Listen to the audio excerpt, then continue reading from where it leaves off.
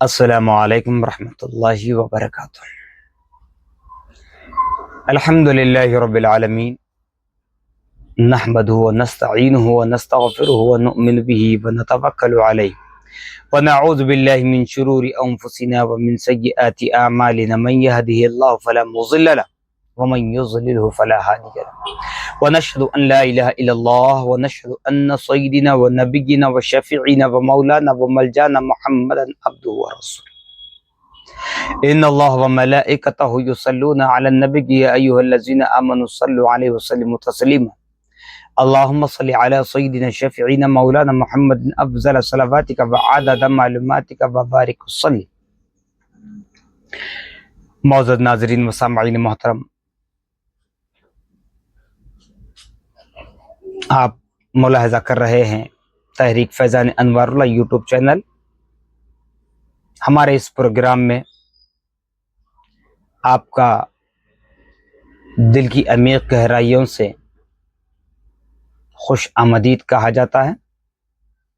الحمدللہ، اللہ رب العالمین کے حول و طاقت سے، اللہ کی عطا سے، اللہ کے فضل و کرم سے، نبی مکرم محمد الرسول اللہ صلی اللہ تعالی علیہ وسلم کے نگاہ مہربانہ سے ہم ایک مومن گھرانے میں پیدا ہوئے، ایک مومن کے نطفے سے ایک مومنہ کے کوکھ سے جنم لیے۔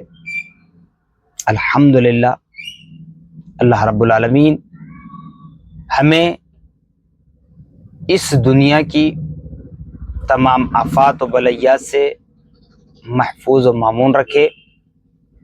اللہ رب العالمین ہمیں اشرار کے شر سے، شیطان کی شیطانیت سے محفوظ و مامون رکھتے ہوئے اسلام پر ثابت قدم رہنے اور ایمان پر خاتمے کی توفیق رفیق عطا فرمائے، آمین ثم آمین۔ ناظرین و سامعین محترم، جیسا کہ روایتوں میں بتایا جاتا ہے کہ صدقہ کرنا، خیرات کرنا، اس سے آفات و بلیات ٹلتے ہیں۔ یقیناً صدقہ، خیرات حقدار کو اگر پہنچائے، اس کے پیٹ کی بھوک و پیاس بجھانے کی نیت سے، اس کی زندگی کو سدھارنے کے اعتبار سے، تو یقیناً اس سخی بندے کے اوپر آنے والی آفات و بلیات ٹل سکتی ہیں۔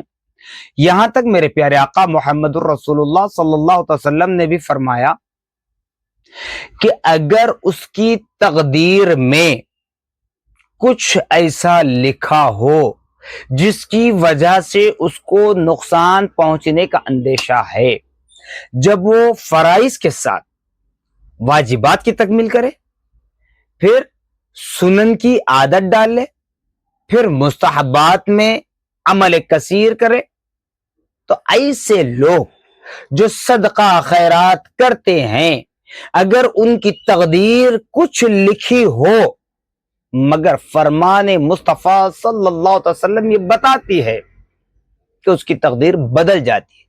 کیوں؟ جب بندہ مومن بندے کو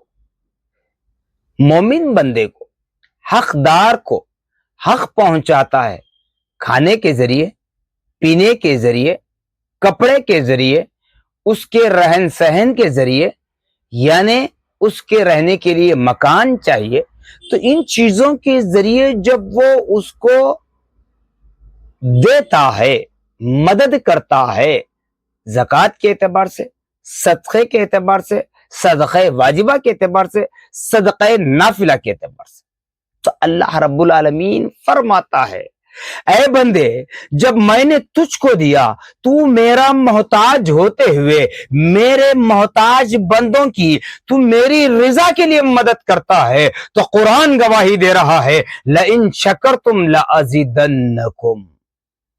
کیا فرما رہا ہے قرآن کہ اے بندگان خدا، اگر تم رب کی نعمتوں پر شکر بجا لاؤ، شکر بجا لانے کے لیے صرف سبحان اللہ، الحمدللہ، اللہ اکبر، سبحان اللہ بحمدہ، سبحان اللہ العظیم، صرف یہ نہیں ہے، اللہ کی نعمتوں پر شکر بجا لانے کے لیے یہ بھی بتایا جاتا ہے، قرآن مقدس فرما رہا ہے، کیا فرما رہا ہے؟ لئن شکرتم لازیدنکم، کہ لوگوں تم اللہ کی نعمتوں پر شکر بجا لاؤ، یعنی بھوکوں کو کھلاؤ، پیاسوں کو پلاؤ، ننگوں کو پہناؤ، بے سہاروں کو سہارا دو، تو رب العالمین کی جانب سے یہ وعدہ کیا جا رہا ہے کہ اللہ پاک تمہاری نعمتوں میں اور بھی اضافہ فرمائے گا، اور بھی اضافہ فرمائے گا۔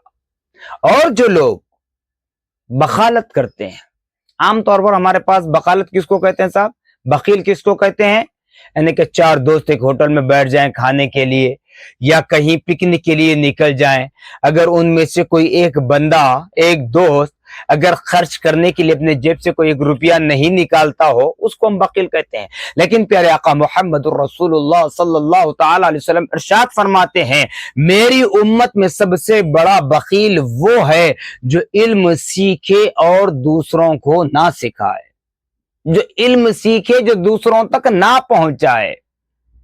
تو اس لیے بخالت اس کو کہا جاتا ہے جس کی وضاحت خود قرآن پاک فرما رہا ہے۔ کیا فرما رہا ہے؟ لوگ جیسے سوچتے ہوں گے کہ میں خود غریب ہوں، میں مجبور ہوں، میں یتیم ہوں، میں یسیر ہوں، وہ مجبور ہے تو کیا ہوا، میں بھی یتیم ہوں، یسیر ہوں، فلاں ہوں، میں کیسے مدد کروں؟ 1 روپیہ دے دوں گا، جتنا تم دو گے اللہ تعالیٰ اسے 10 گنا بڑھ کر تم کو دے گا۔ یہ بات ذہن میں بٹھا لیں، کیونکہ اللہ تعالیٰ کیا فرماتا ہے؟ جب بندہ میری راہ میں آنے کے لیے 1 قدم آگے بڑھاتا ہے تو 10 قدم اس کے قریب میں ہو جاتا ہوں۔ تو اسی طرح قرآن مقدس سے بتا رہا ہے وَلَئِن كَفَرْتُمْ إِنَّ عَذَابِي لَشَدِيدٌ۔ آپ سوچ رہے ہوں گے ناظرین محترم کہ یہ بخالت کی بات یہاں کیوں آئی، تو آپ ذہن میں بٹھا لیں جیسے اللہ تعالیٰ فرما رہا ہے کہ اے بندے، جب تم میرے بندوں پر رحم و کرم کا معاملہ کرے گا تو میں تو 70 ماہ سے زیادہ محبت کرنے والا ہوں، میں تیری نعمتوں میں اور بھی اضافہ کروں گا۔ جو یہ سوچ کر اپنے ہاتھ کو پیچھے ہٹاتے ہیں سخاوت سے، سخاوت کرنے میں، صدقہ کرنے میں، تو یاد رکھ لیں قرآن کہہ رہا ہے کہ پھر اگر تم میری نعمتوں انکار کرو، اگر تم میری نعمتوں کا انکار کرو تو کل میدان محشر میں یاد رکھ لو میرا عذاب بڑی سختی کے ساتھ پکڑنے والا ہے، میرا عذاب بڑی سختی کے ساتھ پکڑنے والا ہے۔ تو ناظرین و سامعین محترم، جہاں تک ہو سکے اللہ اس کے رسول کی رضا کے خاطر، دین اسلام کی خوشنودی کے لیے، پیارے آقا محمد الرسول اللہ صلی اللہ علیہ وسلم کی شفاعت عظمی حاصل کرنے کے لیے عمل کرنے کی کوشش کریں، نہ کہ کسی نے کہہ دیا کہ سفر کا مہینہ غلط ہے، 13 تاریخ غلط ہے، 13 تاریخ کو صدقہ کرنے سے یہ ہوگا۔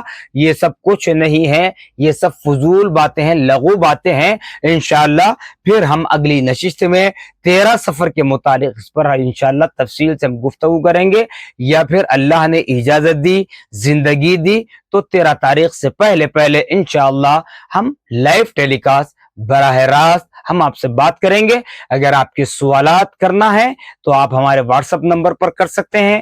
ہمارا واٹس ایپ نمبر ہے 9701223435، یا پھر آپ یوٹیوب کے کمنٹ باکس میں بھی اپنا سوال لکھ کر بھیج سکتے ہیں۔ انشاءاللہ ہم 13 سفر کے متعلق براہ راست لائیو ٹیلی کاسٹ کرنے کی کوشش کریں گے۔ جزاک اللہ، اللہ حافظ۔